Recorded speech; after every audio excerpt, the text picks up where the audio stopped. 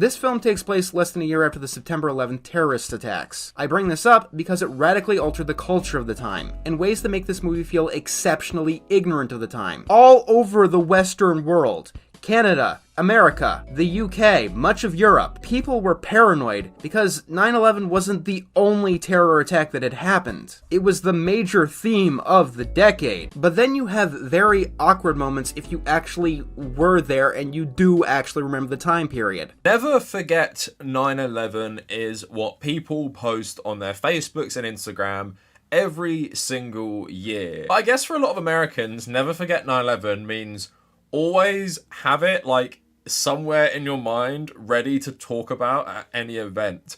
Because recently, and I'm not joking, there's been a lot of discourse about why Turning Red, Disney Pixar's newest film about, among other things, teenage girls going through puberty, does not reference the September 11th attacks because it's set in 2002. And as we know, everything that is set in 2002, and for people who lived through it, every part of our lives in 2002, especially not in America, were just completely enamored with September 11th. Of course, it sounds ridiculous.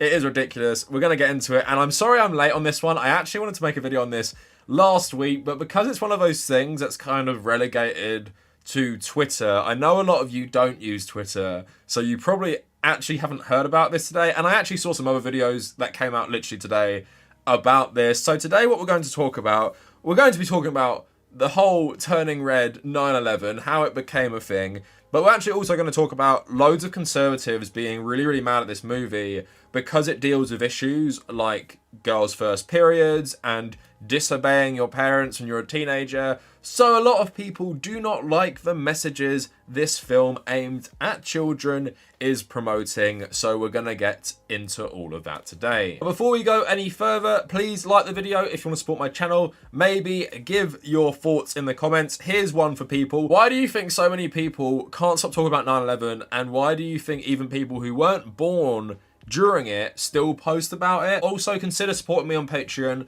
I want to build up as many $1 to $3 patrons as possible, and you get my Nintendo Switch friend code, and you get access to the private patrons Discord server. Also, check out my social media at the Kavernacle on Twitter and Instagram. Check out the subreddit in the description, and check out my second channel where I archive all of my live streams. And talking about 9/11, part of the live stream actually discussed 9/11. What Sundowner said. I know. Anything that'll rival 9/11 cannot be good. 9/11, no reference. Also, help me get to 75k subscribers. For every 5k, we get a new chocolate orange. I do promise I'm going to rearrange this pyramid. I know people are getting very mad about it, but please help me get another one to, I guess, enable me to be more creative with the pyramid. So I referenced my stream in 9/11, and on my stream we were playing Metal Gear Solid Rising, and I was laughing during the stream because 9/11 literally came up like a lot in Metal Gear Rising. Man for PMCs is about to skyrocket, like the good old days after 9/11. Kojima loves fucking mentioning 9/11 as well.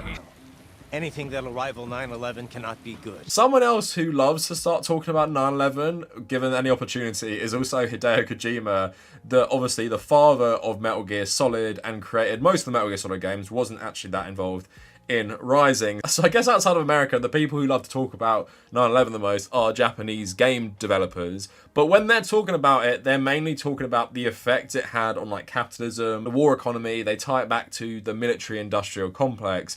But with a lot of Americans, they just like to bring it up. And a warning for people, your goal in life, if you're on social media, is to never become the main character for the day, because every single day on social media, on Twitter especially, there is a main character. Recently, we had that person who was talking about how she was being an awful parent to her two children. And then, of course, we had this guy, the mysterious Mr. Enter, for his Turning Red review. Now, to give this guy some credit to start with, he isn't being hysterical about the themes of the movie like a lot of conservatives who literally cannot handle a film about 13-year-old girls having some references to hormonal things and girls' first period. So have a look at this clip quick before we get into the 9/11 take. Oh yeah, there's also the puberty thing. It is really underplayed and the controversy is blown mega out of proportion. Beyond the metaphor of May turning into a red panda, you're not going to get much besides menstrual pads. Like, you could watch this film and think that the only symptom of going through puberty for May is turning into a giant red panda. And this is something that I'm getting really tired of happening, by the way. I don't know whether to call it shock advertisement or an offshoot of rainbow capitalism, where Disney and its stands say that everyone has to go see X, Y, and Z film and absolutely love it because it's so daring, so brave. You know, like how they add in a literal gay wink and a nudge, so they can claim that they have the first LGBT character in their film for the 20th time, in such a small role that they can remove it for international audiences. Okay, so the mysterious Mr. Enter, at least he's not being totally unreasonable about one of the big themes in the film, and he's not completely hysterical about it, although he does criticize rainbow capitalism and how Disney will often just shoehorn in like so-called progressive messages into their films, but in such a way that they can easily remove them. And you see this time and again where they will just like remove scenes from films that might allude to gay relationships and things like that. Happened recently. But now let's get into the 9/11 take. Now, this was clipped on Twitter, and a lot of you probably actually haven't seen the expanded argument, which I still think is pretty ridiculous, but maybe makes the reference to 9/11 a bit less shocking, but still really, really weird. But so basically his criticism of the film is it is set in Canada in 2002, but it does not feel like it is set in 2002 because of a lot of the cultural stuff. So here is his take on this. But the movie also takes place in 2002, and that creates many problems with the film. Like, I hear some of the slang in this film, like the word besties, and while that term did apparently exist way back when, you would not be hearing that in middle school. The movie also overestimates how common cell phone use was among middle schoolers at the time. It wasn't until the mid to late 2000s when cell phones became a common thing in middle schools. Like, unless the family was rich, even the adults at the time would be using beepers. The anime style also feels off due to the time period. While anime did exist in the West, obviously, besides Sailor Moon or Dragon Ball, Pokemon or Yu-Gi-Oh!, it was pretty niche until like 2005. Then we started getting tricklings of things like Zatch Bell, One Piece, and so on. I mean, anime definitely was there, don't get me wrong, but it wasn't the styling of the time. 2002 wasn't a very in-your-face time either. It was quiet, it was grungy. Linkin Park was one of the biggest bands in the world. Everyone was emotional and full of angst. Like, there's one guy in the school who has this emo look, and yeah, that is 2002, right there. The whole movie should look like that. So let's address the statements about the culture first. As someone who was born in 1995, I do remember 2002 to some degree, and I remember like going to school in this time period. Now, this film is set in Canada. I think this guy's American, right? So, of course, the person who made this film is apparently drawing on their own experience, right? So maybe this was their anecdotal experience of middle school, like how your anecdotal experience in middle school was Linkin Park and emo culture. And I'm someone who remembers like people liking Linkin Park and emo culture in like 2008, 2009. And there's probably like a lot of different places where the 1990s were pretty similar to the early 2000s. And this more like edgy emo thing hadn't caught on as much. Also, the statement about anime is really weird. So there's a lot of like anime kind of stylings in this film. I don't know about you, when I was 5 or 6 years old, I used to absolutely love Pokemon, right? I'm not even someone who likes anime. I have barely watched any anime in my life. I used to watch Pokemon, Digimon, and Yu-Gi-Oh! And I especially remember I used to watch Pokemon before I'd even played the games. And I remember I probably played Pokemon Yellow when I was maybe like 5 or 6. So I definitely liked anime. Anime was hugely popular. I'm in the UK and I'm watching this. I assume somewhere with a closer connection to Japan, like Canada and especially the US, would probably watch more anime than the United Kingdom did, considering all these anime cartoons were actually dubbed in the US before being broadcast in England. This guy's probably a bit older. Cell phone use, I mean, I don't really remember. When I was in primary school, we did have phones in 2005, 2006. I don't know how common they were in 2002. I'd imagine quite common, but yeah, maybe they weren't so common. But now let's get into the actual 9/11 take. And that's partially because there's an elephant in the room that you do have to realize if you want to say, golly geez, let's set this film in 2002 for no reason. This film takes place less than a year after the September 11th terrorist attacks. I bring this up because it radically altered the culture of the time, in ways that make this movie feel exceptionally ignorant of the time. Even though literally the only reason I can comprehend that this movie is set explicitly in 2002 is because the director grew up in that exact year. Yes, this film takes place in Canada, not the United States, but all over the Western world. Canada, America, the UK, much of Europe. People were paranoid because 9/11 wasn't the only terror attack that had happened. It was the major theme of the decade. I mean, I can understand not wanting everyone to be so fearful, as that goes against the tone that the movie is trying to establish. But then you have very awkward moments if you actually were there and you do actually remember the time period. Like, the moment with Ming, this strange adult standing outside of the school with a box. An adult that no one wants to account for, completely trying to obscure her appearance and getting attention of the kids in the school. In real world 2002, she wouldn't just be confronted by the school security guard. She would be tackled by the police and hauled in. Honestly, I've been laughing about this whole drama for the last week because it's so funny. I'm going to get to the memes a bit later, which I have been laughing at, even as I was screenshotting them for this video. But let's tackle this on multiple levels, right? So, he's technically not wrong that 9/11 did, shift the culture, irreversibly, and it has a deep impact on the whole 21st century. But there are multiple things wrong with this criticism for a children's movie. Number one, this movie is not trying to be realistic. It's not dealing with the effects of 9/11 on Canadian society. It's a film where a girl's hormonal issues are kind of represented by her turning into a giant red panda, right? That people can see. I don't think the film is primarily concerned with tackling the cultural impact of 9/11, but also as someone who grew up in 9/11 as a child, and of course this film's about someone a bit older than me. The world didn't stop in 2002. The world didn't stop after 9/11. Plenty of things still happened in 2001. Metal Gear Solid 2, despite actually having to change part of its plot because of 9/11, still came out that year. People loved that game. Grand Theft Auto, the original, also came out that year. 2002, what is your biggest memory from 2002? I don't even remember thinking about 9/11. My biggest memory from 2002 was, I think, probably watching the World Cup final and watching the whole World Cup in Japan and South Korea, and thinking about England going out to Brazil, or the final with Brazil, Ronaldo with that triangle haircut. That's my enduring memory of 2002. 9/11 really does not even factor into my memory at all. And as you guys know, children and even teenagers, they don't dwell on this stuff. Think of all the terrible things that happened when you were a teenager. I was someone who loved politics, I loved history, I read up on the news. I remember Afghanistan, I remember Iraq, I remember the Arab Spring because I really cared about this stuff, even as someone who was 15 at the time.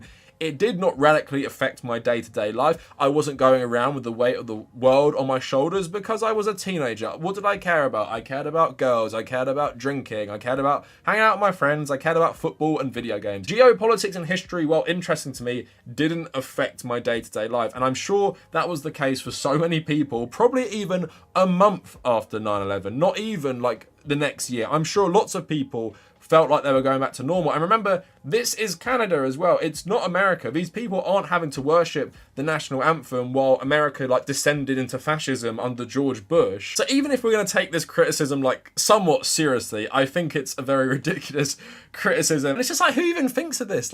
You're watching a child's movie set in 2002. Even if you had problems with the culture, why does it spring to mind 9/11? This children's movie didn't deal with the effects of 9/11. There was no reference to 9/11. It's so unrealistic because it doesn't deal with 9/11. It's just such an absolutely bizarre criticism, and I can understand to a degree the cultural thing he's saying, even though I don't agree with it, and I feel like it's all based on his anecdotal experience. And maybe this 9/11 thing is also based on his anecdotal experience of growing up during the 9/11 period as a teenager. Maybe the weight of the world did hang on his shoulders. Maybe 9/11 is something that consumed this guy's life. But again, as someone who grew up as a kid in the war and terror era, it didn't really affect me. Even after the 7/7 attacks, for those of you guys who don't remember, is when a bus and a couple tube trains were bombed in London. My dad used to get the tube to work and stuff.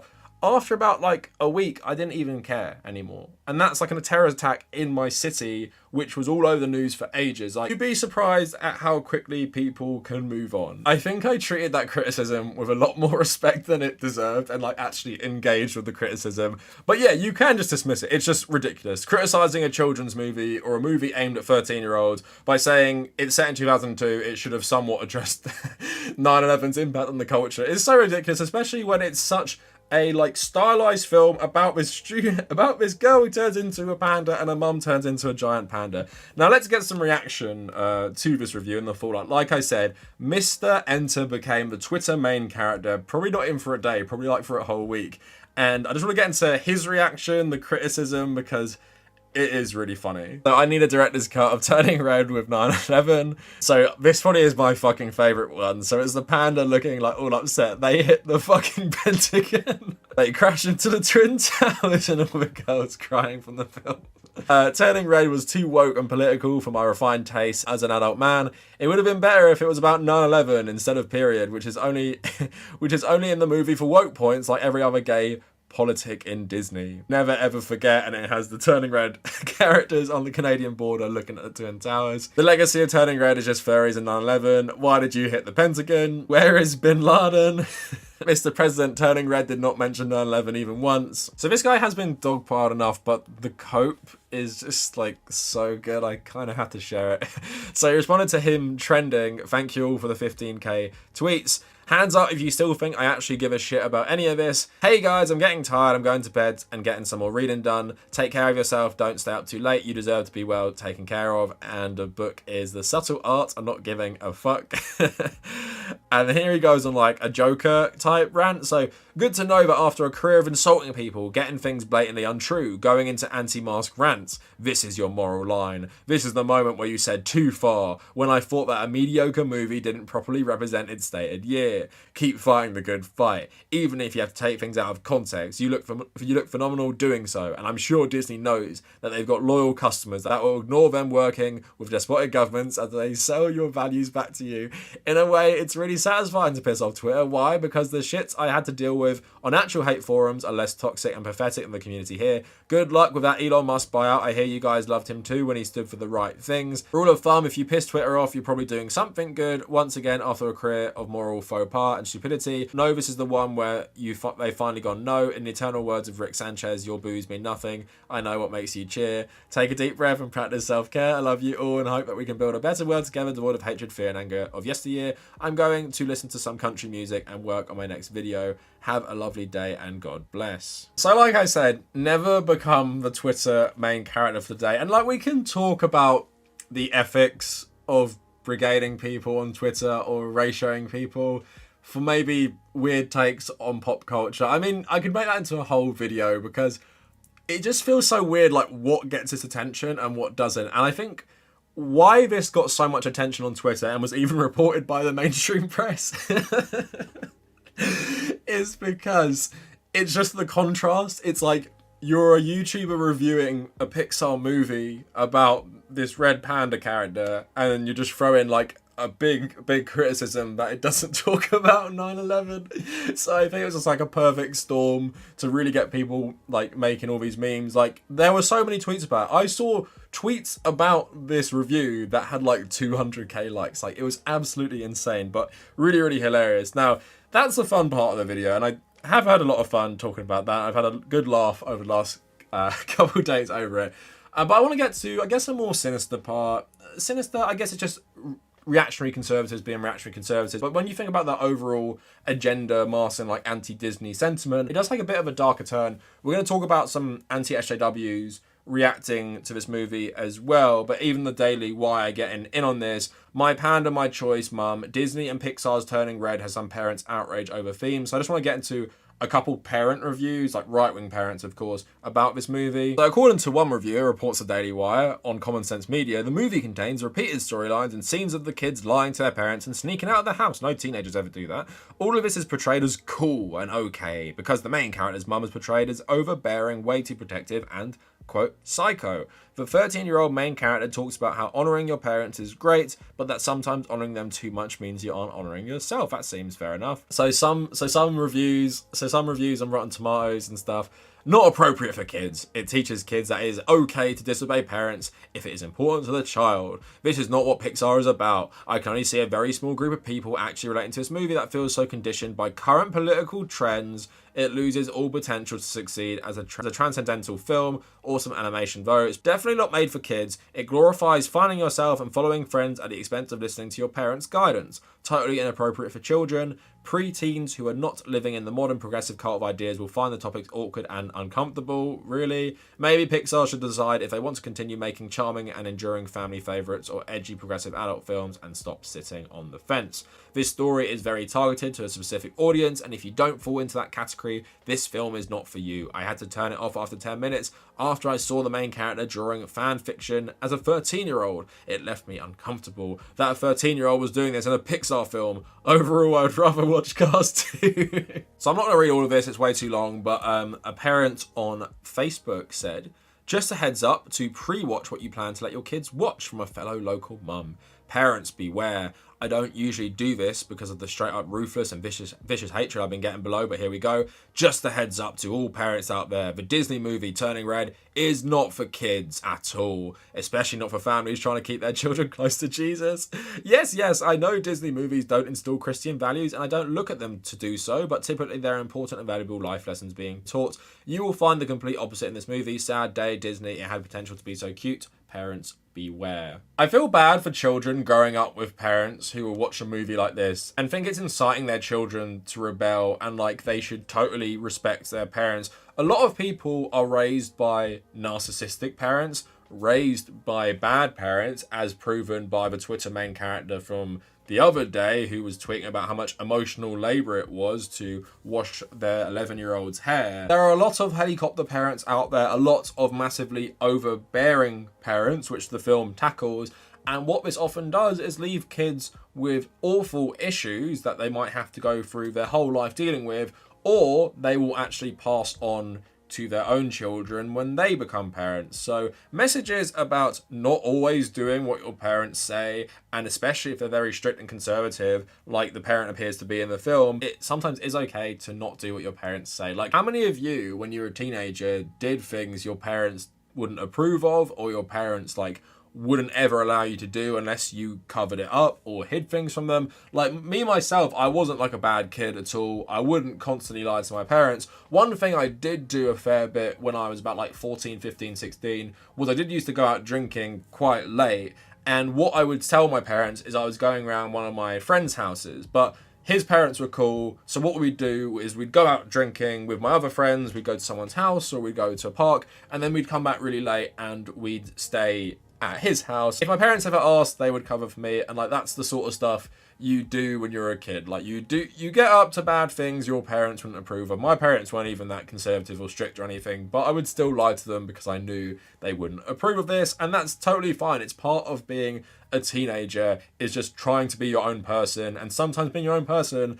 means you're not going to conform to all types of authority, whether that be in school, whether that be with your parents. And like I said, if you're a parent watching this kids movie with like this subtle message about teenage girls like lying to their parents to do fun things, and you think it's bad for your children to watch that, I do feel bad for your children. Now, it wouldn't be a backlash to a Disney movie if we weren't going to talk about anti-SJW conservative nerd channels.